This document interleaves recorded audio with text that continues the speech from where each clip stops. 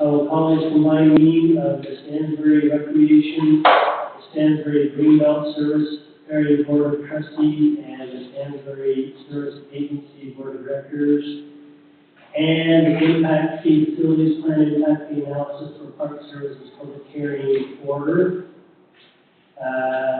on Wednesday, April 8th, 2026 at the clubhouse. And we will have a roll call starting with Wayne. Neilson present.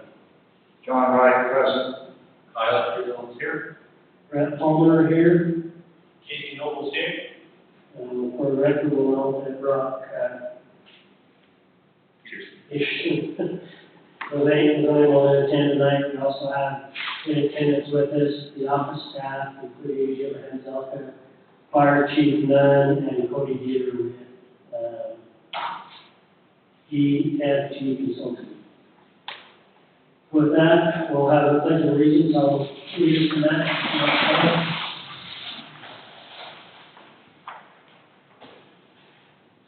I pledge allegiance to the flag of the United States of America and to the republic for which it stands, one nation, under God, indivisible, with liberty and justice for all. Thank you. Well, that's Chief Gunn. We'll turn it over to you to give us a report on the North Tooele County Fire District. Great. It's a call. Try it. Okay. For those of you who don't know me, my name is Kevin. I'm the fire chief for North Tooele Fire District. Some of you I've had interactions with. Some of you have seen the fire trucks, I'm sure.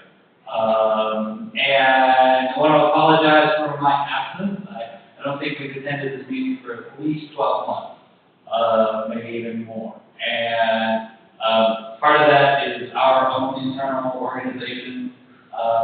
With now we have split it. We split all the places we're supposed to be. And as I explained to Ingrid, getting your schedule, your board meeting coincides with our own board meeting, so that makes it difficult to attend. But there are times throughout the year we can attend. It also coincides with Lake Point City Council, and so there's lots of places we're supposed to be. We've split that between our officers. Hopefully, as we can move forward, I'll be your representative to attend this meeting. And we've got our fire marshal attending ERDA and our deputy chief attending Lake. So we kind of got it set up now a little bit better.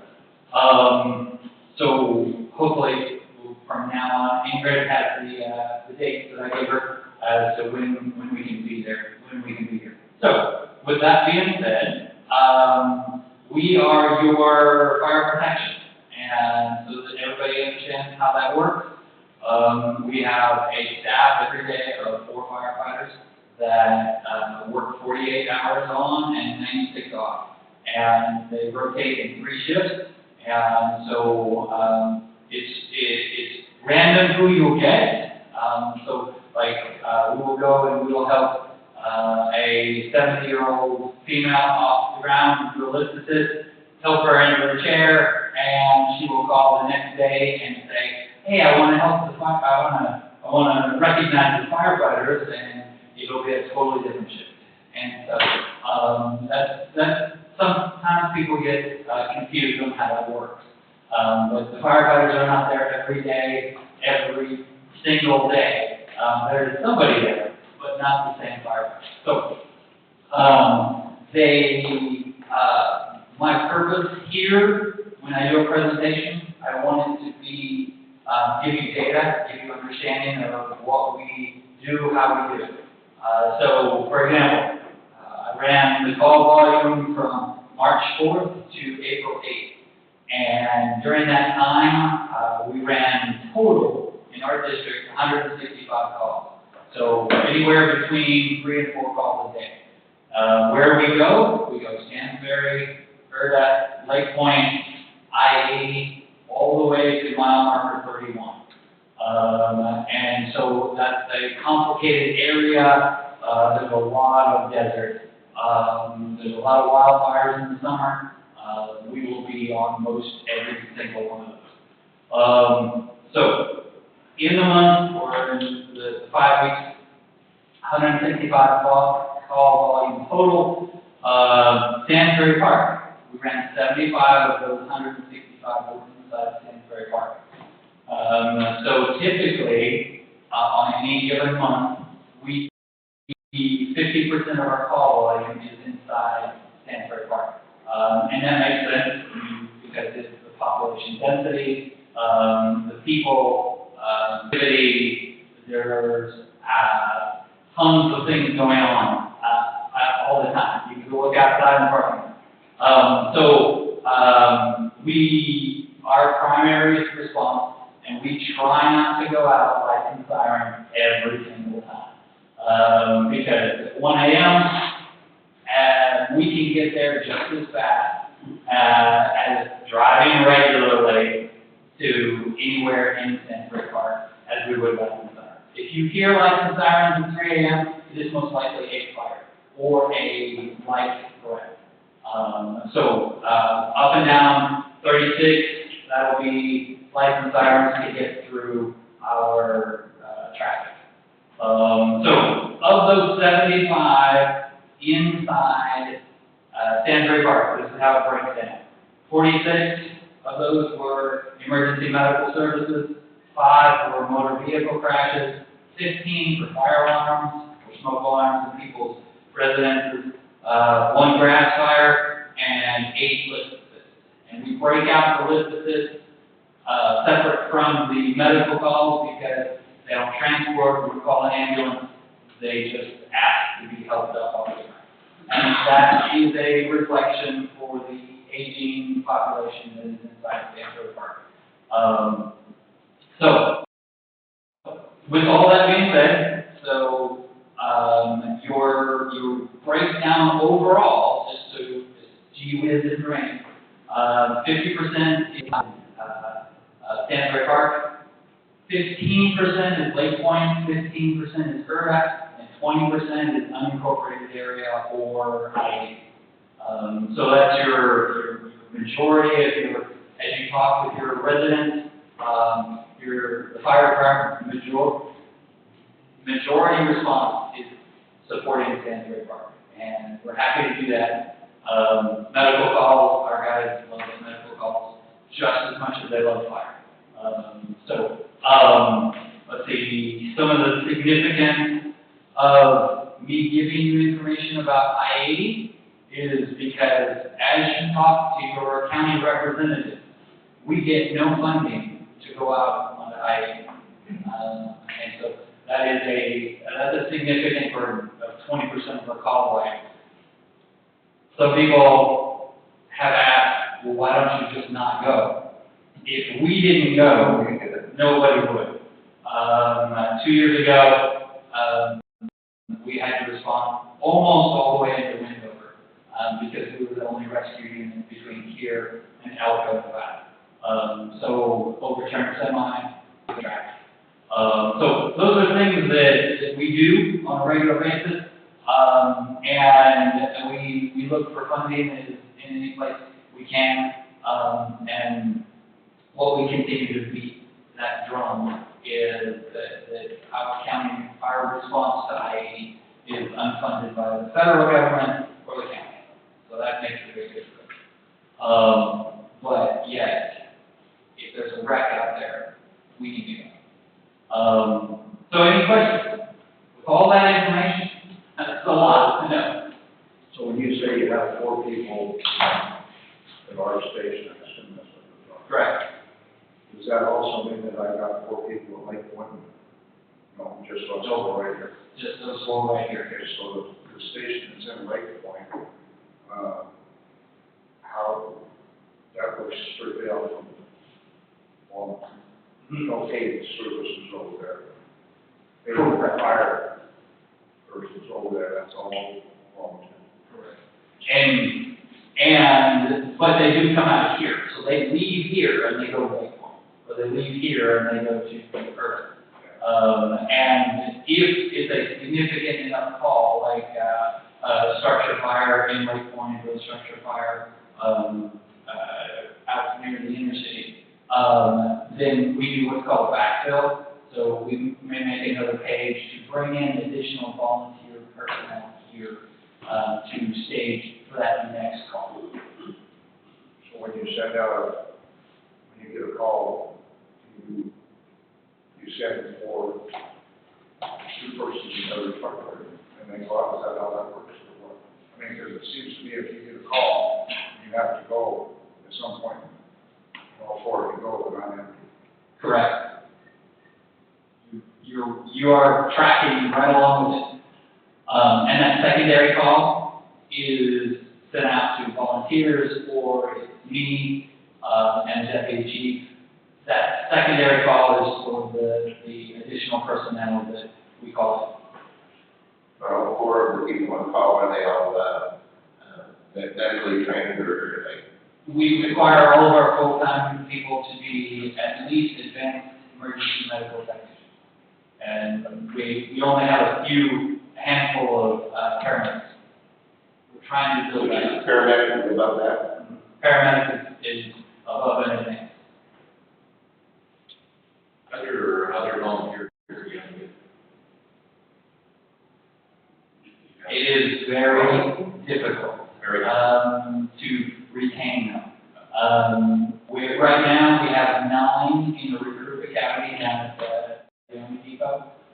They'll go through that academy, they'll graduate June 1st, and those 9 that will come out of there will be our volunteers, and historically speaking, 4 will be left by January, and 5 will have been hired by agencies in throughout either the Army Depot, Dugway, agencies in the Salt Lake Valley.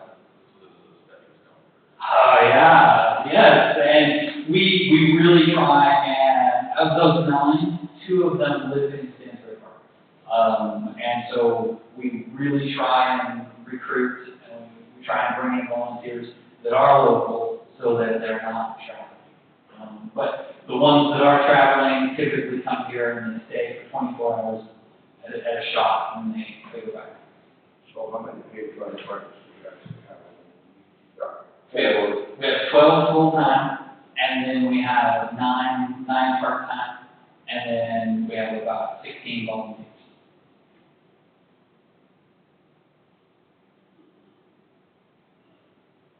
That is probably more information you ever wanted to know about fire. But Good information, thank you. exactly, and this man here does all our having. So, that is really where I wanted to cover. The data and organization. I've got a 1-page cover that I will give to Ingrid. When the sheriff's office usually comes, they usually deliver like a piece of paper to everybody.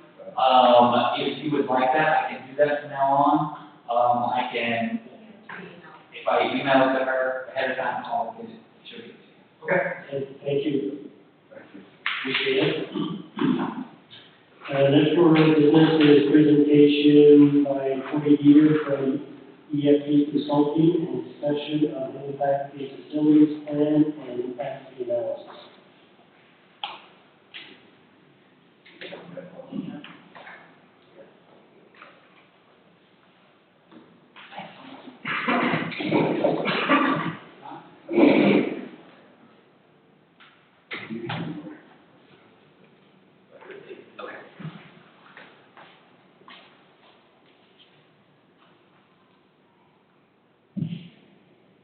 Good to see you all again.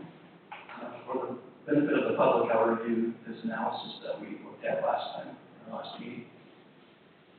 The purpose of the impact fee from the state statute is the payment of money imposed upon new development activity as a condition of that development approval to mitigate the impact of the new development on public infrastructure.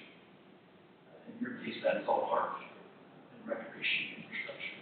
That relates to a new home, a new business, and rarely to a remodel, unless it's significant. Help with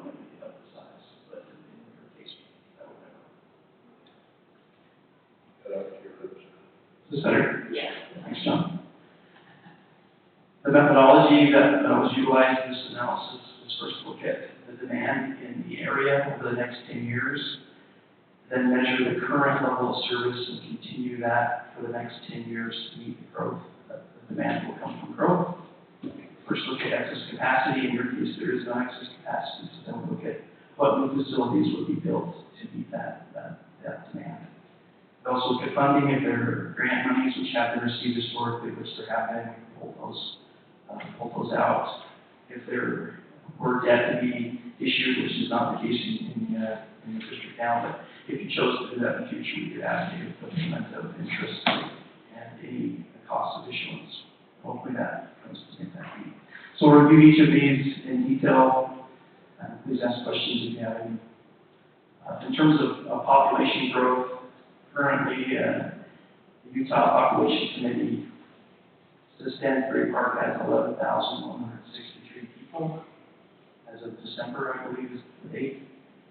And the growth rate is approximately 3%.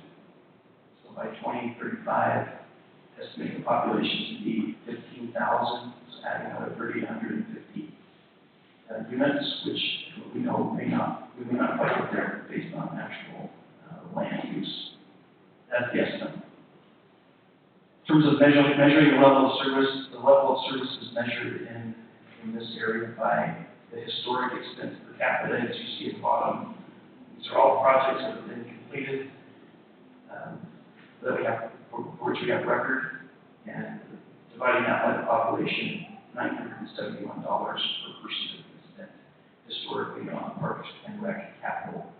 So not operations or staff, but on actual capital projects. And that pulls out all the other grant sources that continue that have grant monies. Given an excess capacity, we are assuming you currently are at your current capacity. This is a summary of potential new facilities that you could spend this money, impacted money on. There's a total of $17 million worth of eligible projects. We estimate if you do add that 3,800 new or 3,500 new people, you would collect $3.7 million, so you have a gap that would need to be funded in some other way if you chose to do that. But any of these facilities would be eligible for you to spend your current impact fees, fund balance, or future impact fees that you collect. This is a summary of the impact fee for single-family residents. So 971 is the impact fee per person. The current household size for the 2020 census was 3.68. So a single-family resident would be charged $3,572 per door. In terms of steps to get the impact fee in place, the public hearing is we're on step 4 at this point. We've noticed this public hearing, the impact fee facility plans and impact fee analysis have been available for the last 2 weeks. And once you hold this public hearing and accept public comment, you would then be legally authorized to consider a resolution, the ordinance with this resolution for adoption. And then 90 days before the impact fee would be effective. And that's the presentation. Thanks, Corey. I'll just make a note for the record that this presentation was also to the board last month, and we had lots of questions for Corey, lots of discussion, and so this was just an overview for the public. And in preparation for this, we need to enter into a closed, we need to close the regular board meeting and enter into the public hearing comment session for the impact fee facilities plan and impact fee analysis. So with that said, I'll entertain a motion to close our regular meeting and enter into the public hearing for that impact fee and impact fee analysis public hearing. So moved. We have a motion to pause in a second. Second. Okay, Wayne, how do you vote? Yes. John? Yes. Kyle? Aye. Brett votes aye. Kasey? Yes. Thank you. Motion passes unanimously. We are now in the public hearing portion of the impact fee facilities plan and the analysis. Are there any public that would like to comment or have questions? Sarah, if you do, why don't you come up to the mic? Ask some questions.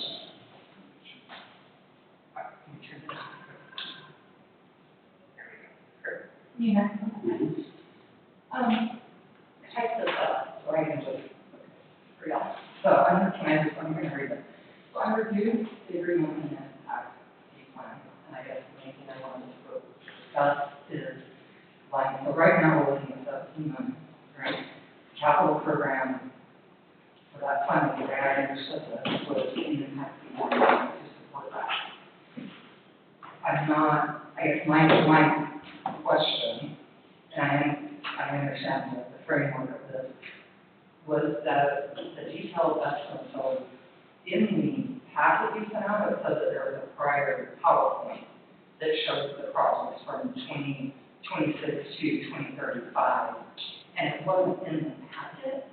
So I didn't know, it sounded like it was something, Jim, you probably should before the board meeting and project list or something. I think this is totally. It's in Cody's presentation, if you want to show that to her. Okay. So you can see that. Yeah, let me ask one question, so, and I think you got that, so that helps my question. So, are those detailed cost estimates? Okay. And so they're just professional level, right? So there's been no independent cost estimate, evaluation of those. Correct.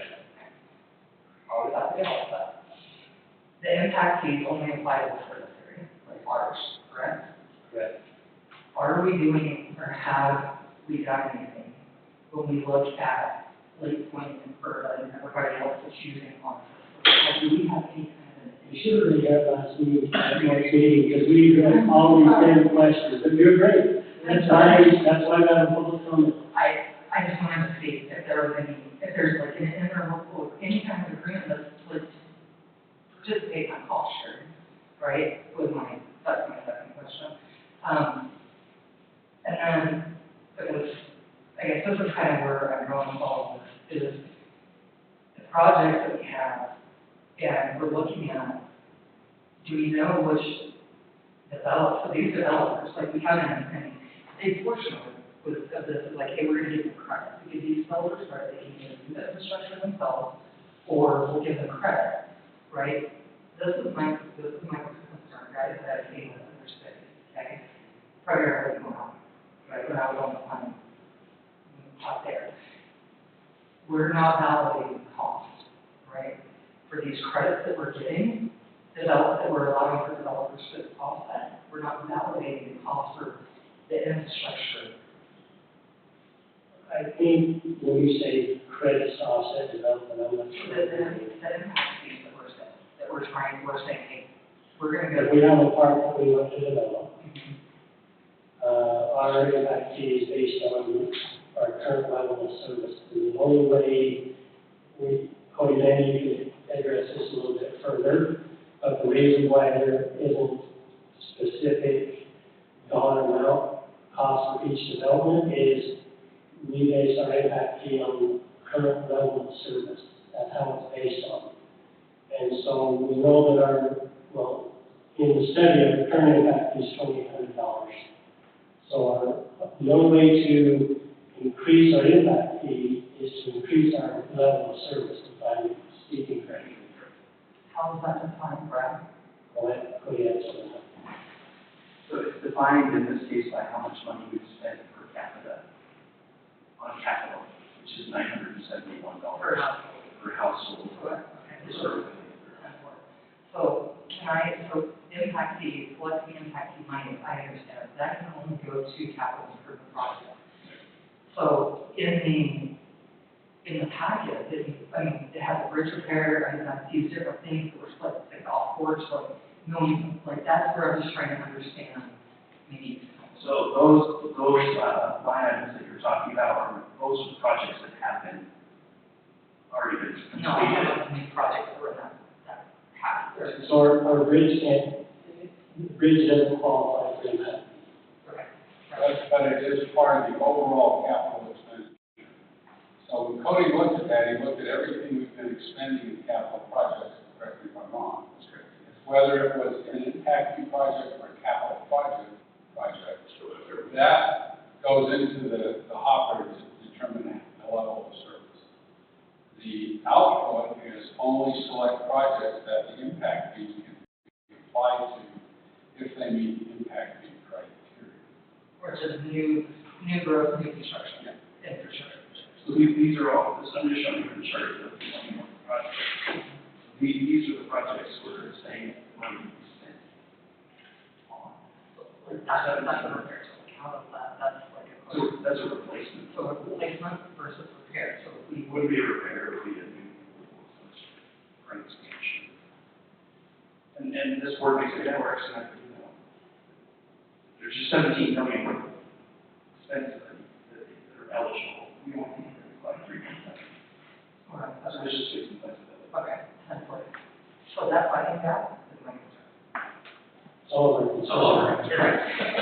I'm saying, but I'm even more worried with developers and being able to,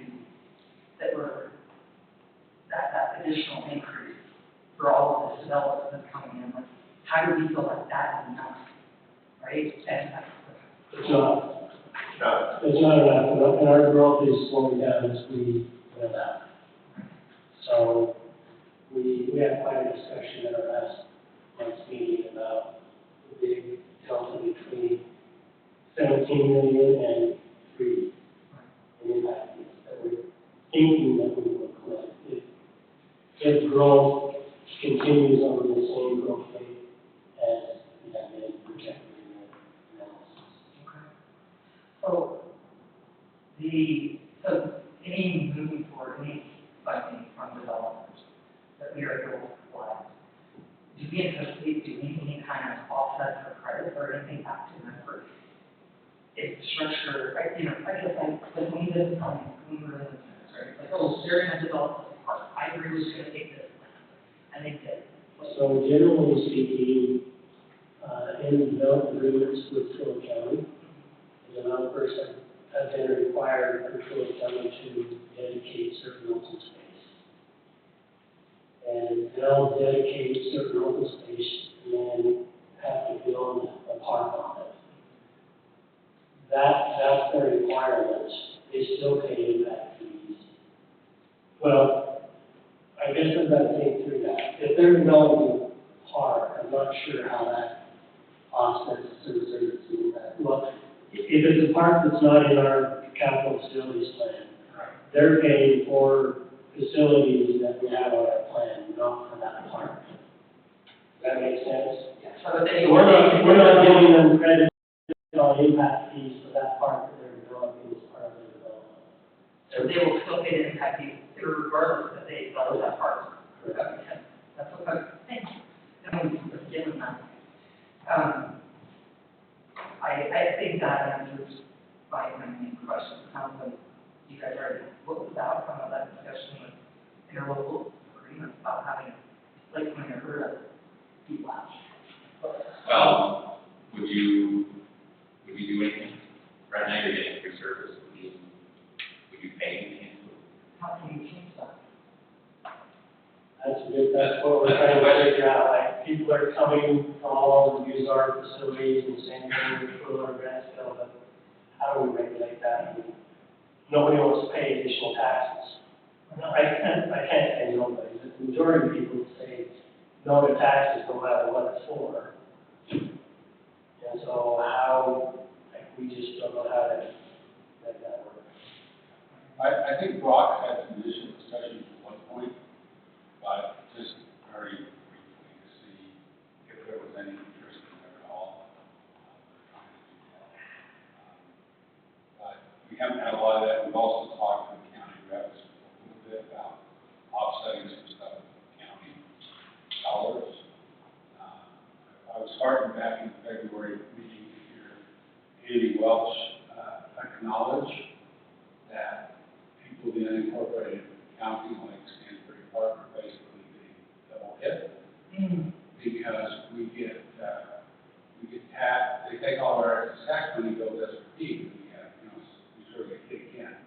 And that's the first time I've heard a county official acknowledge that disparity area in actions, so I was encouraged by that. Yeah. It's in the meeting minutes. Oh, okay, that's even better. All right, thank you, guys, I appreciate it. Thanks, sir. Are there any other, there's no other public comment sheet unless you have a question come up to the mic? I am opposed. Good. But this is just a general question to bring you up to speed. This is a new impact fee. You guys do not have an impact fee right now? No, you can't. We're updating our current impact fee, which Okay. is $2,800 per resident. Okay. It's going to $3,500. 30, right? Oh, it's 26, currently it's 27, and it's going to 35.72. I'm just making sure I understood the context, because I've missed a lot. And we go through our own impact fee analysis, because we have one too. So, and as you pointed out, the delta is never enough. Okay. Thank you. Seeing no further public comments, I'll entertain a motion to close the public hearing. Make a motion to close the public hearing on the impact fee facilities plan. I second. I have a motion from John to close the public hearing with the second from Wayne. On the roll call vote, Wayne? Yes. John? Yes. Kyle? Aye. Brett is aye, and Kasey? Aye. Thank you, motion passes unanimously. I'll entertain a motion to adjourn the Stansbury Service Agency Board of Directors meeting and enter into the Stansbury Recreation Service Area Board of Trustees meeting. Oh, sorry. Yeah, that's right, we just did that. So, John, if you'll, call the Stansbury Recreation Service Area Board of Trustees meeting. Brett, I think you need a motion to leave the service area. Because we were in the. Okay, that's good. So on the agenda, it says motion to adjourn the Stansbury Service Agency Board of Directors meeting. Thank you for that, Jim. And enter into the Stansbury Recreation Service Area Board of Trustees meeting. Need a motion about that? And Kasey made the motion. And Kyle seconded it. We'll call vote, starting with you, Wayne. Lady Neilson, present. Aye. Did you say aye? Aye. John? Aye. Kyle? Aye. Brett is aye, and Kasey? Aye. Okay, thank you, motion passes unanimously. So, we'll move on to the Stansbury Recreation Service Area Board of Trustees meeting. Other matters of business, roll call, Wayne, you here? Yes. John Wright's here, Kyle? Bill's here. Good. Do we have any public comments regarding recreation services? Stansbury Park? Seeing none, we'll move on to our action items. Our first one is 2026.0401, and this is a situation where the board has been given the opportunity to review and discuss an amended and restated interlocal agreement creating the Stansbury Service Agency. And this is by resolution 2026-01. And are there any questions related to that interlocal agreement resolution? No questions. Okay, so that being said, I would entertain a motion to approve the amended and restated interlocal agreement under resolution 2026-01 for the Stansbury Recreation Service Area. Make a motion to approve the resolution of 2026-01 adopting the amended and reinstated interlocal agreement. Second. I have a motion by Kyle and a second by Wayne to accept the amended and restated interlocal agreement under resolution 2026-01. Wayne, how do you vote? Yes. John votes yes. Kyle? Aye.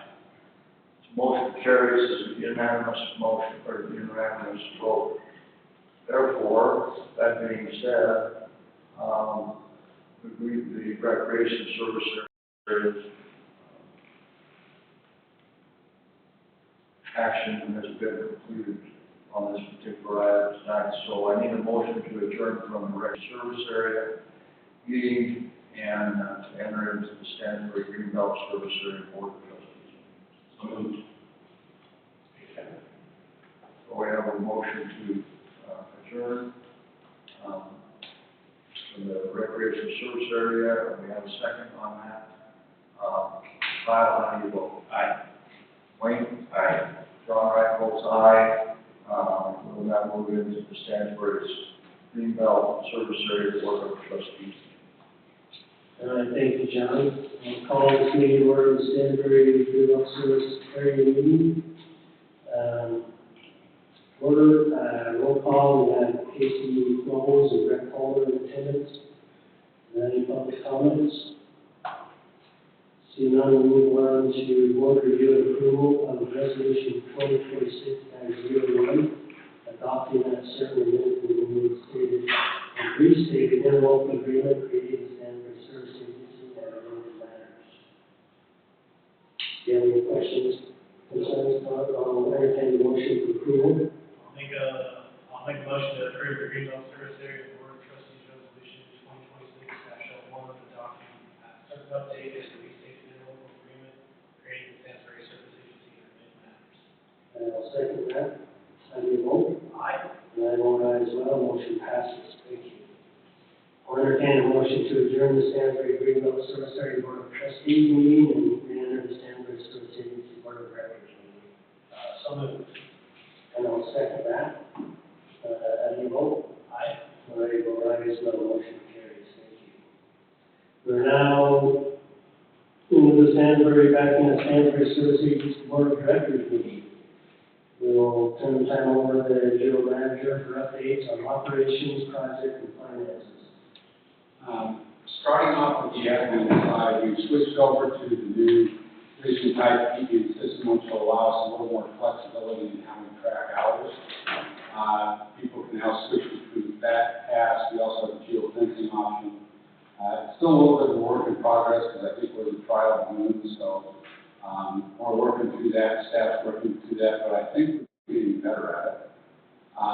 We still have some staffing issues, 4 on the mow crew, including the boat operator, a few on facilities, and a couple on irrigation. We do have some scheduled to start, but since they're students, they will be later in the year, so we're catching as catch can what staff we currently have on staff. And we've also applied the cybersecurity software from the state to all the agency computers, so we've upgraded the security on those. Operations, all the systems that are on weather track are now off winterization. That enables us to spot water where we need to. Primarily, we've been looking at the sports fields because where you get more use like that, you want to keep the grass moist and viable so that it doesn't degrade any significant extent. We are adding a weekend staffer, one of those students coming back on weekends, so we can now start to open the restrooms on the weekends at least and do that. We are still looking for, that's our biggest issue right now, is finding a new harvester boat operator. We've looked at several different options to do that, but haven't seen a good one right now.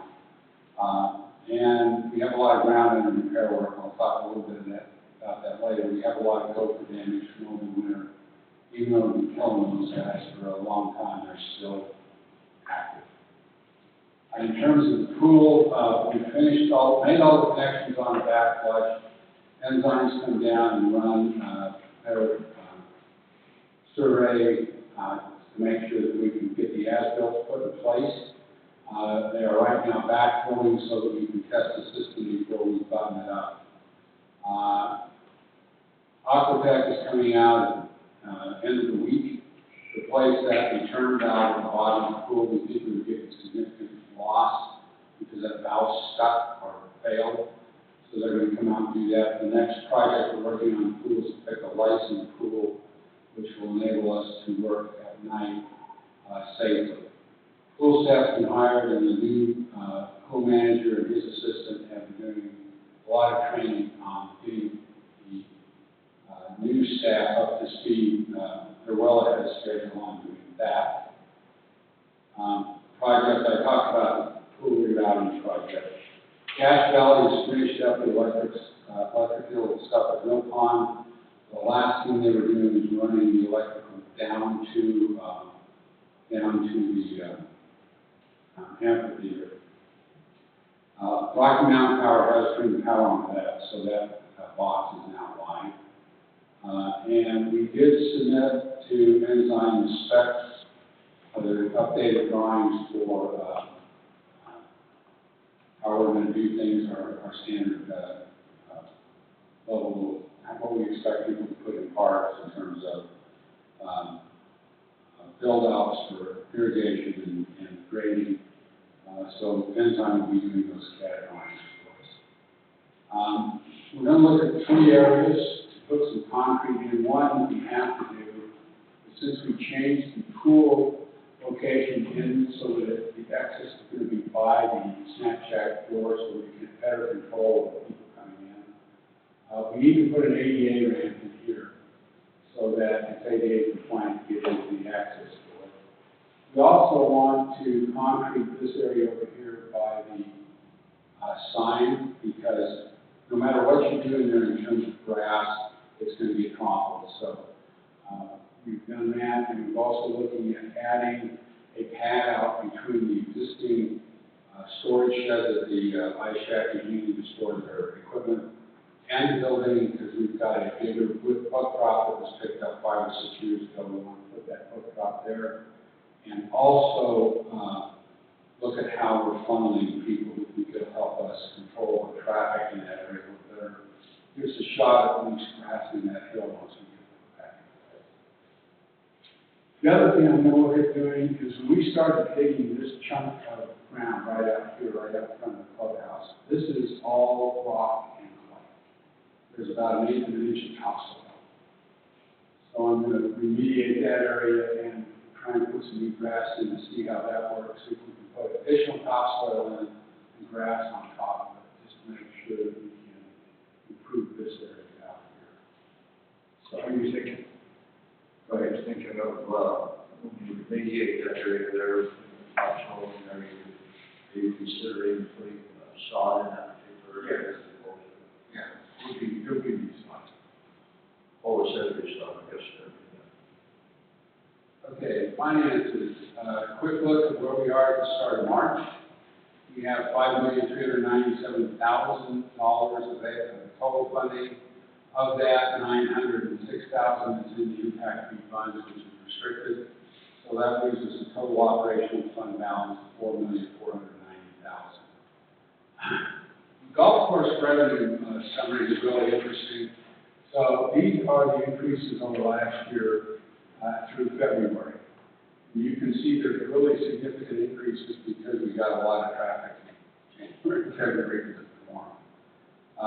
If you look at the March numbers, they're down, but they're still well ahead of where we were last year. I think what we're seeing is this is regressing back to the mean. So we will see more numbers more in line with what we saw in the latter part of last year between March and finances revenue looks pretty good. Not a lot of data in on that yet.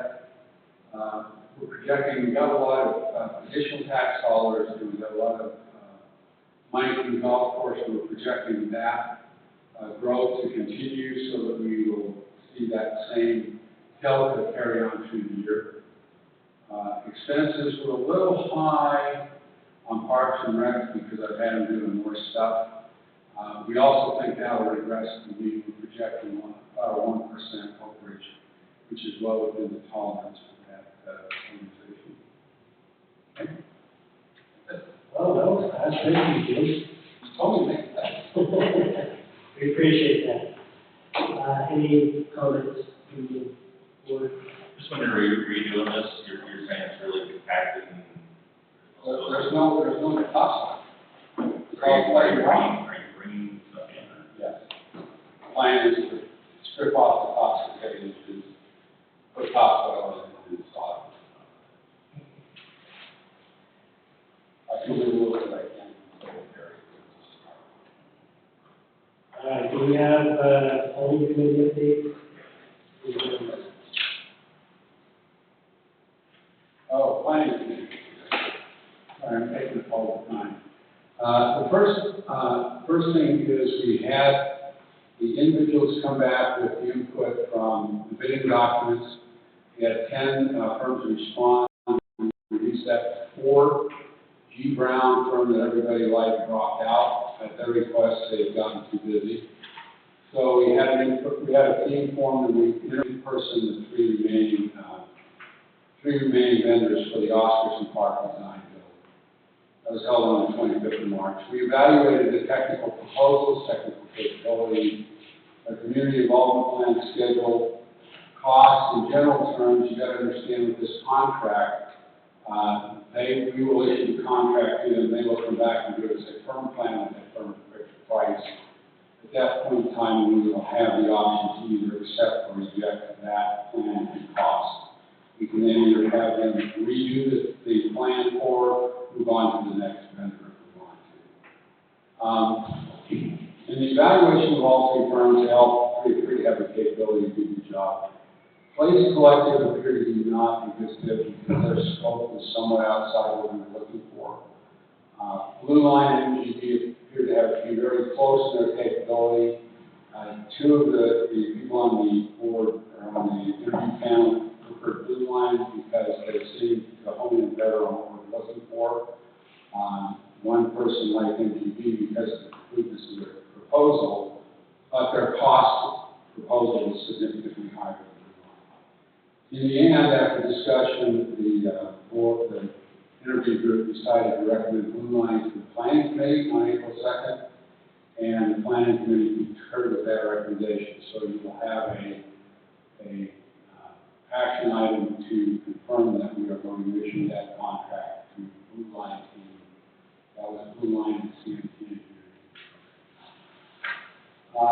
Soundwell Trail Bill, we got the usual package back from Ensign on the 2nd of April. We put that out for comments. I've gotten a few significant comments back that we've been working through. We'd like to have all those comments in by the 9th, which I think is tomorrow, so that we can button those up, have Ensign finish the drawings, and send that to you for final approval. The goal is to have at the next meeting a complete final plan set so that we can approve that project as well. One of the things we're looking at is HVAC replacement over on the pro shop. That system's old and the roof is failing underneath it, so it's a 2-step process. We want to identify an HVAC, and we want to then rebuild the roof under it and replace the HVAC. These are the bids that we got back from individual contractors looking at the potential for HVAC system. I think we scored a settle on this one, right, Sean? $14,000 with one system. It's a cheaper cost, and they'll all do about the same function. So that's sort of where we are. That bid. Other projects, State Fire is awarded the contract for the dry suppression system over in the pro shop. And we're working on the big rebuild plan we'd like to initiate this year because we've got the grant money to do that. Thank you, Jim. Any questions you want to have on any of those discussion items? Okay, seeing none, we will move on to discussion of moving the board of directors meeting to 6 o'clock instead of 7 p.m. There's no action item on this today, other than just kind of get your feel and whether if we'd like to move the meeting to start at 6 o'clock, 6 to 7. I'd be okay with it. Yeah. Wait, so couldn't hear this the last portion of the statement. Just wondering to get your feedback on, we're not gonna do any voting tonight, I'm just kind of wondering if you're okay doing the meetings at 6 o'clock instead of 7. No. You're all okay with it? You want to comment? Yeah, Oh, I'm sorry. That's well, if you are, okay. I'm not in favor of moving it to 6 o'clock, and I have a couple of reasons. Number one, you have to remember a lot of your people that live here in Stansbury, you know, they don't work here in Stansbury, they work in Salt Lake, and to get from Salt Lake here, to get to a meeting by 6 o'clock, it's got to be very difficult. I know when I was working full time. If I had a meeting, I just wouldn't have a meeting at 6 o'clock, there's no way I know I can. So I think 7 o'clock is more appropriate. I think it allows the public an opportunity to come here and be in attendance, but I haven't. And so that's the thing for me. And if we, it allows us on the rare occasion that we have to have a public hearing and or other things that we can start at 6 o'clock or 6:30 on the occasional time we have to do that. And then we can still move forward into a regular 7 o'clock meeting thereafter. I just think it's more appropriate. I think it's better for the public to get an opportunity to come if they choose to be here and to give us their comments. I just don't think that it's take care of 6 o'clock. How are your thoughts? I agree with what John said.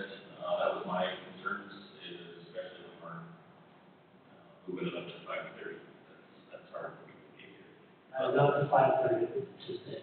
No, but when we have to move it up for. We would never do Public hearing. Public hearing has to be at 6:40.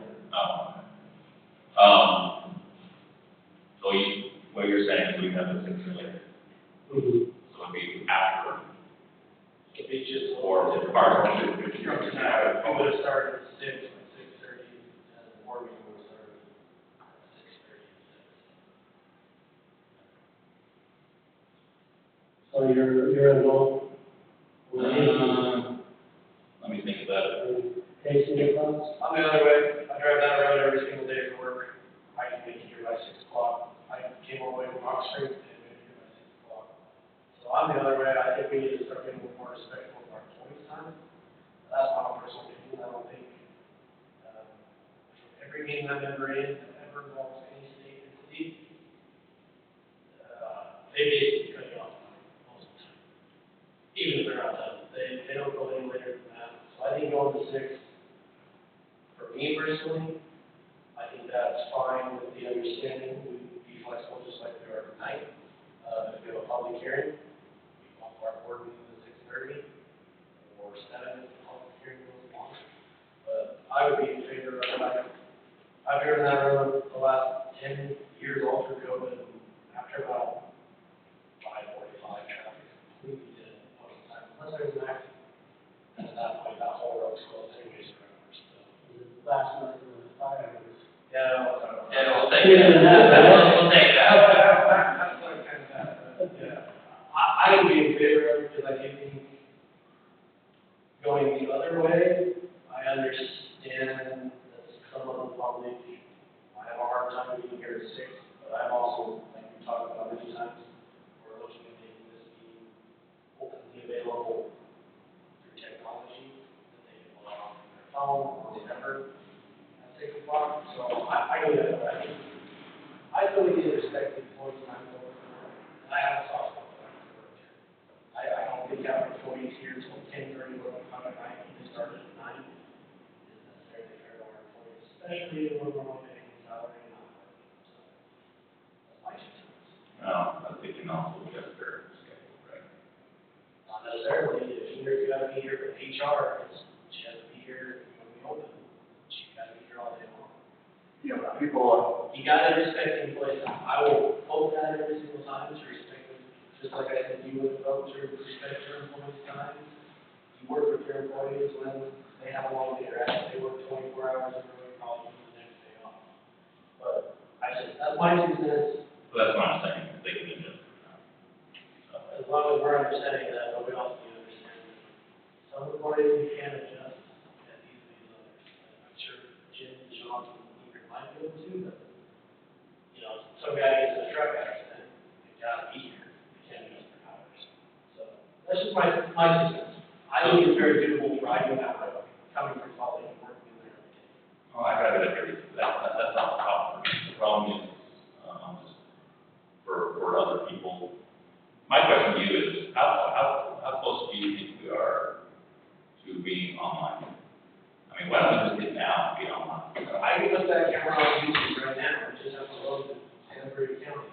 And realistically, we could do it right away and have them online as we speak. We did Zoom with Brett, we tested it, it wasn't the best. But I've sat and listened to those cameras during meetings, and I've had my wife sit and listen to those cameras, and she can hear us perfectly fine. Better than Zoom evidently. But we can do that right away, it's just making sure we have the correct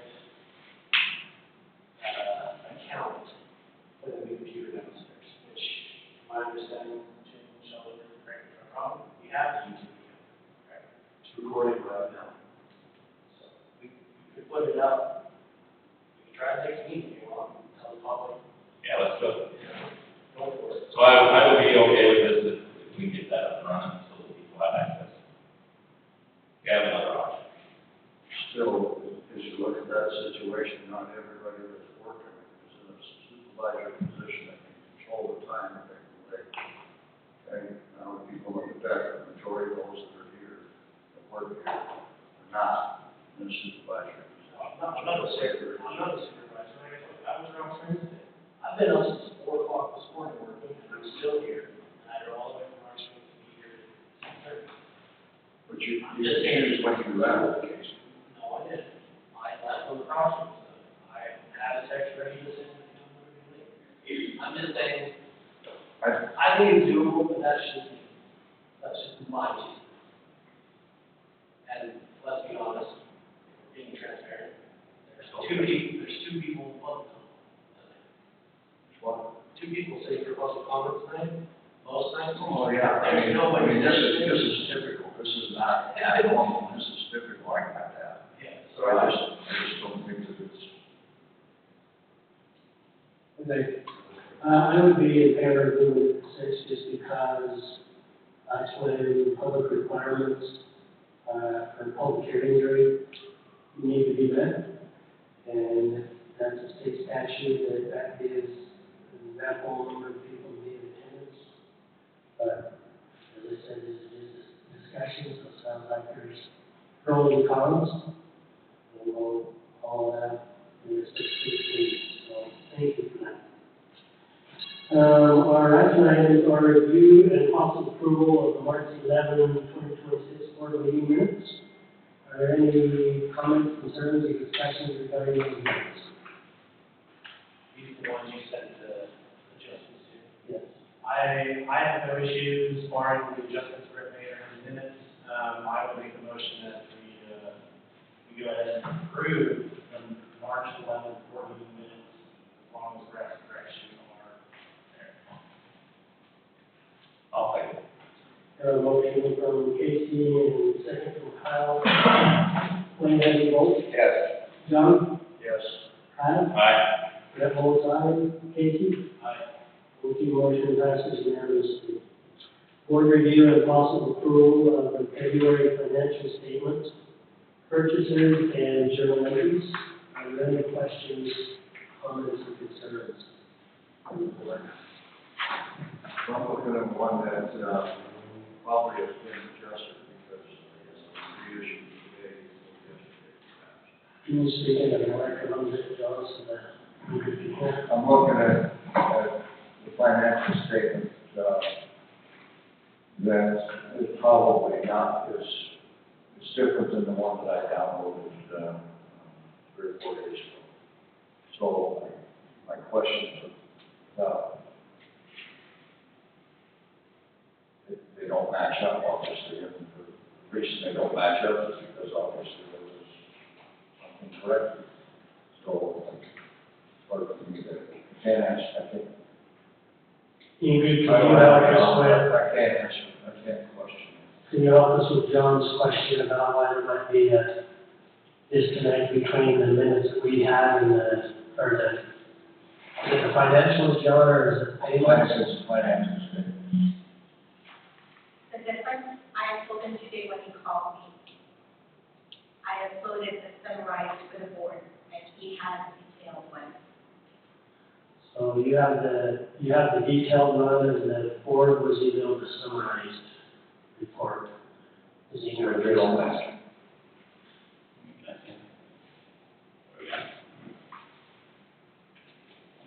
John, we receive invoices at all times. No, I And know. they will vary from day to day.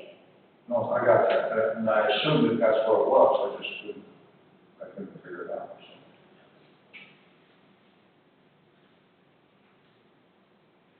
So, I'll work something else. Are there any other questions, comments, or concerns? If seeing none, I'll entertain a motion for approval.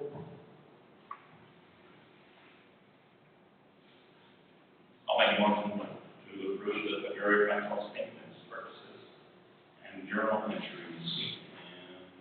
check register is $66,376.13. Thank you. Do you have a second? I'll second. I have a motion from Kyle and Kasey seconded the motion. Wayne, how do you vote? Yes. John? Abstain. Kyle? Aye. Brad is aye, and Kasey? Aye. Thank you, motion passes. Board review and possible approval of resolution 2026-03, an ordinance adopting an impact fee facilities plan and impact fee analysis, and imposing certain impact fees. I will entertain a motion for approval unless there are any other further comments or discussion.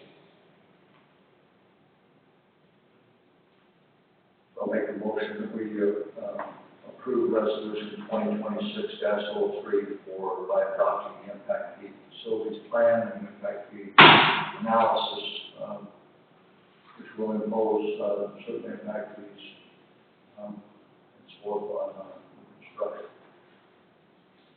And a motion from John, is there a second? I'll second. And a second from Kyle. Wayne, how do you vote? Yes. John? Yes. Kyle? Aye. Brett votes aye. Kasey? Aye. Thank you, motion passes unanimously. Board review and possible approval of the Oscarson Park contract award. Jim, can you remind me, So this is the. this is for the Blue Line This is the Blue Line award? Right, this is the Blue Line, contract, and we're gonna award the Blue Line contract to do the Oscarson Park design and, build. Yeah, Checking out the totals, so I think everybody. The totals. the total contract award price. So their template, understand this may change, because they're gonna redo, when we tell them to go do it, they're gonna come back with a firm contract and a firm price. $93,000 is for comparison, MGB was the highest, and they were about 180. Yeah, I read the minutes.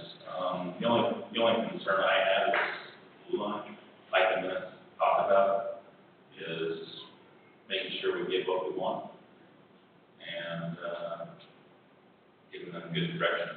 So, And once awarded, they'll do a free contract.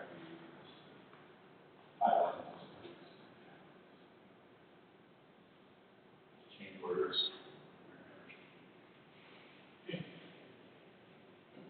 Are there any other comments or concerns? So I make a motion to approve the Oscarson Park contract award to Blue Line Architects, provide the design for Oscarson Park and work with us.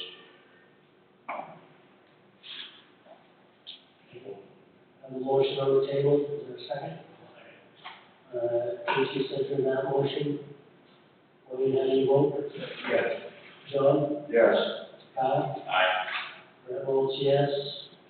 Aye. Thank you, motion passes unanimously. Next order of business is board review and possible approval of April 2nd, 2026 work planning committee minutes. I'd like to ask a question regarding the minutes. It seems that we have a conflict between what the state auditor is telling our staff in regards to the amount of detail or the amount of how much notes to take on the minutes, as it seems that they are being directed by the state auditor to be brief and to not give a lot of detail, and yet for us, we are telling them, we have told them, we would like more details, to make sure that what is being recorded is accurate. Can anybody enlighten me on this apparent conflict? So why would the state? We have the ultimate say on how much detail we want in the minutes. So if you don't feel like there's enough substance. I felt like up until now, but I started hearing things, I thought up to now, I thought they had been doing a great job in giving us enough information so that I can go back 2 weeks from now or a month from now and look at those minutes and I can know in a heartbeat what the hell we're talking about. Yeah. I got the impression that the state was saying, no, you don't need to do all that, you can do, 10 words or less and blah, blah, blah. And that's, to me, that's not being, open and it's not. Maybe I got the wrong impression, that's what I got. Comment from staff that you received? Say that one. Is that something recently that you received Yes, from staff? yes. It was from me. We spoke to staff officer Jim and I, and he mentioned, we should be very brief. Done? So, we haven't said that. If the board doesn't feel these minutes are substantial enough, have enough detail, it's our call. We have the ability to approve or deny the minutes. The minutes are the official record of the service agency. So if you don't feel there's enough there, then we need to review it and say, you need to add more to it. Or we could approve it and you can deny it, but I think we need to be unanimous on the content that we put in the minutes. And that's fine. I just felt like I thought that we were doing really well. I thought we were getting good minutes, and I heard that. It's like, why? And so that was my question. We're in control, we have the ability to approve it. So has there been anybody that has thought up to this point in time that the minutes are being too got too much detail? I didn't feel like these minutes were too brief. I thought we covered what we discussed. We generally got a general idea of what was happening. Well, no, that's okay. I was just wondering if I was the only one that thought. So we've had lots of discussion about content of meeting notes.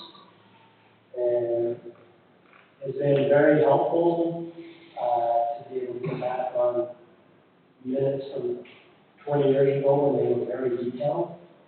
Then I've seen minutes that were not detailed and then it's like, I don't know how. I don't even know they had a meeting. So, Okay, that's we fine. can take whatever. You've answered my question. That's all I was going. Hey, John, that's the guidance we've always been getting. But like Brett said, the board controls what they want in the minutes. So if the board wants more detail, we put more detail in. One of the concerns that Seth Oberson and those guys at the state have is if you get too detailed, you may create, we were just talking about this, an unintentional contract that you may play regret when you get into litigation. So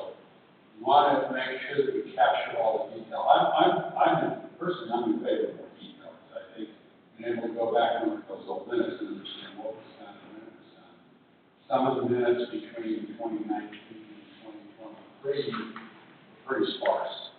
They didn't have a lot of detail. And so you really couldn't stuff it down. So, yeah. They just recommended making the planning meeting minutes a little shorter because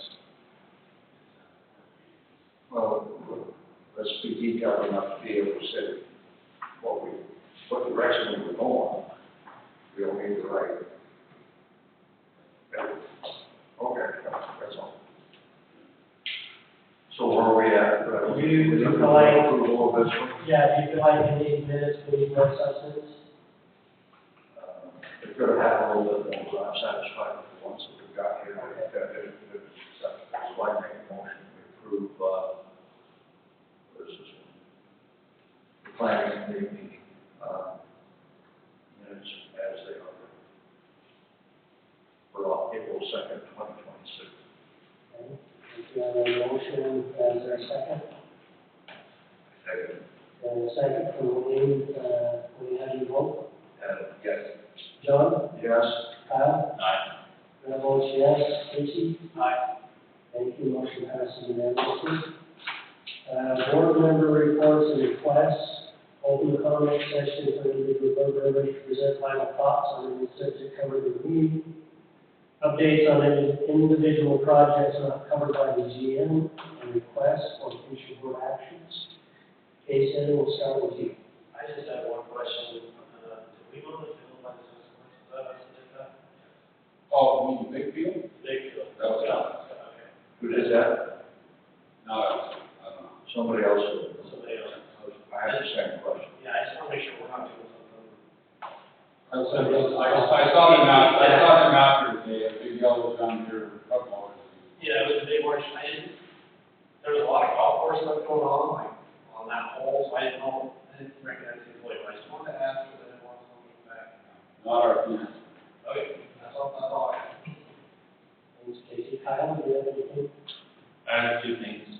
Do you have any, vertebrae, has their vertebrae, applicator's license? Do you know? Have any what? Vertebrae, it's go for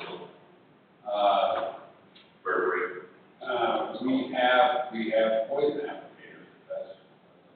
But they don't do vertebrae, the class and the test. I don't think so. The other question is, or just a statement, we've been using the GoPro's, at work, and it's helped us a lot. They're a little pricey, you can make your own actually, but it's a lot better than what the poison out there. They had made one or two a couple of years ago and tried it and didn't think they were very effective. So you have to make sure you're using oil. Because I had the same thing in my house, and I use oil. But what we're finding is when you have oil, the smoke's coming up there from down there, and you gotta fill it in, right? And so, anyway, we're having good luck, with it. That's good to know. What do we call it? It's called,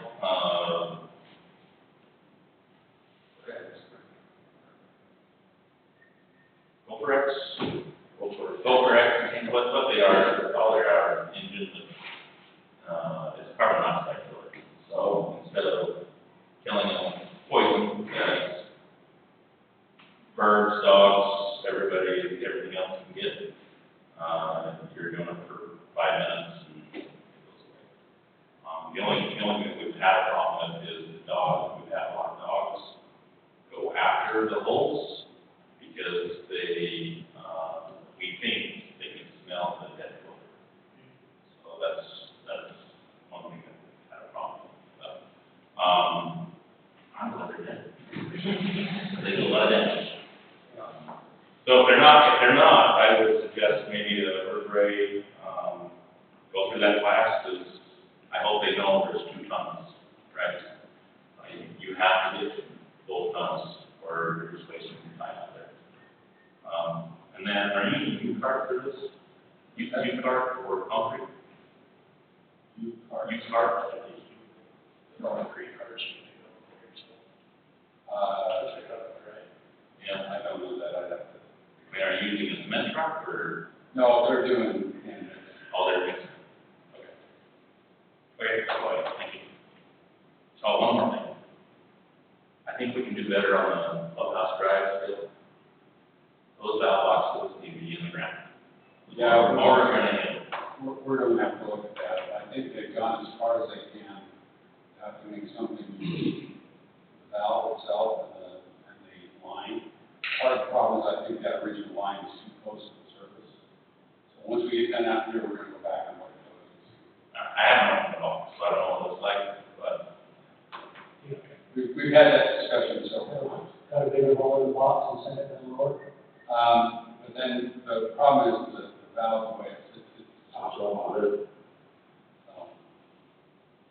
So, yeah, we've had suggestions, maybe turning the valve sideways. We're gonna go look at that. Just one more thing that we need around. Yeah. Thanks, Kyle. Wayne, do you have anything you'd like to talk about? Yeah, I golfed in senior league yesterday, and I thought the golf course looked the best I've ever seen it in 30 years. It looked gorgeous yesterday. The green all caught up. The fairways are coming along. We need to work on the sand traps a little bit, and they've been that way the whole time. Walked in the clubhouse, professional, people were professional in there. We should be really proud of the direction it's going. The old golf course.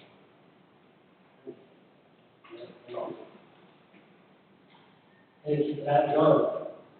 I had a couple of questions with regards to the trees. I know we brought in a tree company to mulch up the tree limbs and stuff out by the kosher, or by the golf course maintenance building out there. But I noticed that there was still a number of trunks or things left over. Are they supposed to take that, or is that our responsibility now? We did what they could do on the contract. I think we're ultimately gonna take those ourselves and haul them off, but we got other stuff for all on, so. There's a lot of stuff that's going on there. What are we doing, or have we considered, looking at the trees along, Woods Boulevard to do any trimming or anything like that? Some of those trees are on other people's lots. I don't know, I'm just wondering, is that an issue we want to consider?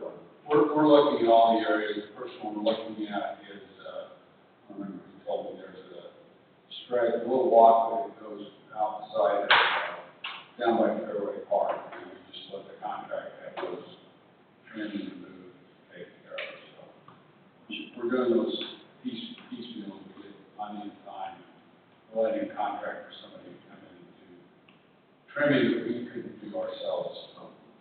I know we have like 2 or 3 companies on call. I was just curious what was going on. Yep. So one of the things we're working on is trying to get those trees cut. We got to try to get it. That's all I have. All right, thank you, John. Jim, I just wanted to kind of find out where we were at on the Milford Bridge. On what? Milford Bridge, bidding and contracting and. John is Nothing wrong there. John, where are we at with Milford Bridge? So that was the engineers, a week and a half ago. They gave me a bunch of questions, and I haven't had time to go back and get them answers, but I need to go evaluate that again. I was trying to get it done last week, it didn't happen, so I'm hopeful over the next 2 days I'll get that done. You need to start saying no to some of these projects that you're working on, so you're not so busy. Yeah, I know that. Yeah, but once we get Sandwall Trail in, that's the next week. We have money in the budget to If we do, put that out for bid this year and try to get it done. And if we're not gonna get it done this year, we need to go and at least put some paint on it so it doesn't look. Okay. So, May have people. okay, that's all I have. I will entertain a motion to approve, to adjourn. So moved. Second. Second. We have a motion to adjourn and a second from John.